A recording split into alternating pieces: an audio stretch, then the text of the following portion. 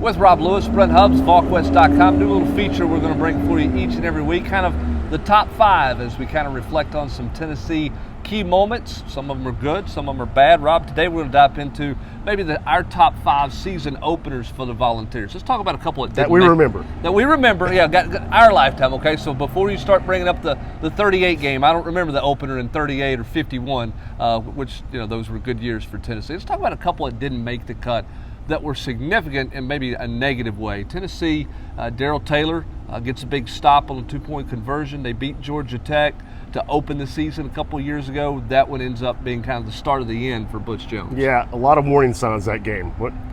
500 yards of total offense for Georgia Tech, 300-plus yards rushing, and just a Tennessee team where you started to see some chinks in the armor.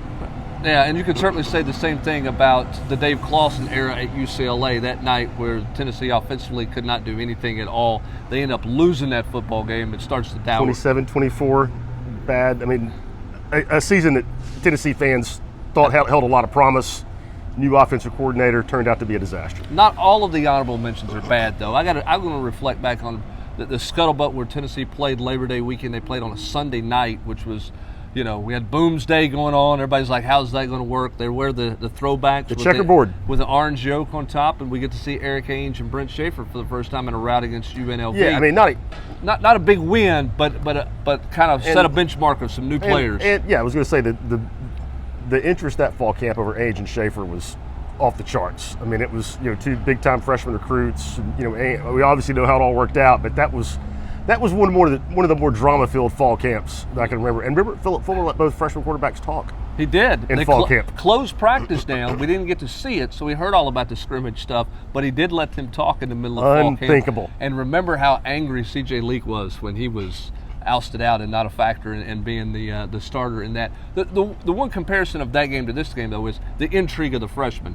It was two big-name freshmen at quarterback. For this game for Tennessee this week, a lot of freshmen are going to be the attention of most Tennessee fans against Georgia Henry State. T., Quavaris Crouch, Eric Gray, just some Warren Burrell all of a sudden, more so than last week, certainly. Right. A lot of young guys are going to play. All right, let's get to the five that we've got as, I don't know what you're going to rank. Are we going to rank them in order? Here we go. Let's go with the five. Number five for your season opener. The ones we picked, I'll go with 2006 Cal for number five. Ooh, I don't know. That's awful low.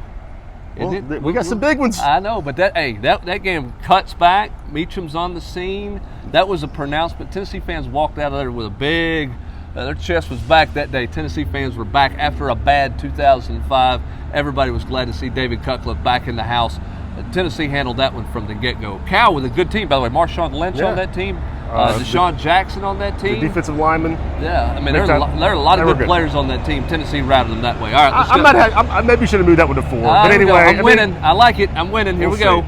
Since now, because of that, I should have flipped them. Number four, the Iowa win in 1986. That should have been five. Kickoff classic, New Jersey. New Jersey, yeah. Darren Miller. Intercepts an option pitch. Chuck Long was a quarterback for Iowa. Takes it back 90-plus yards. Terry McDaniel, I remember, circled him. Terry McDaniel maybe made 7 blocks down the field. The highlight of that was the question is: did it take Darren Miller longer to get to the end zone, or Sean Ellis longer to get to the end zone against Auburn in '98? I think Darren Miller. The highlight of that Iowa game is the fact that you could have clocked Darren Miller with a sundial of getting to the end zone on that return. I think Tennessee was ranked 15th, Iowa 16th, something like. I mean, that was big. It was a big win with Coach Majors trying to cement and reaffirm Tennessee in the mix as a championship type football team. Yeah. I'll give you that one. That was a good one. That was a Big Ten. Chuck Long was a big deal. Absolutely. All right, what do we got next? The ones we got. Number three, I guess UCLA 85. What do you think? Is that too low? Nah, I mean, that's the sad part of that game is there was euphoria and disappointment because Tennessee gave that game away with a tie. But Tennessee was the better team that afternoon. I agree.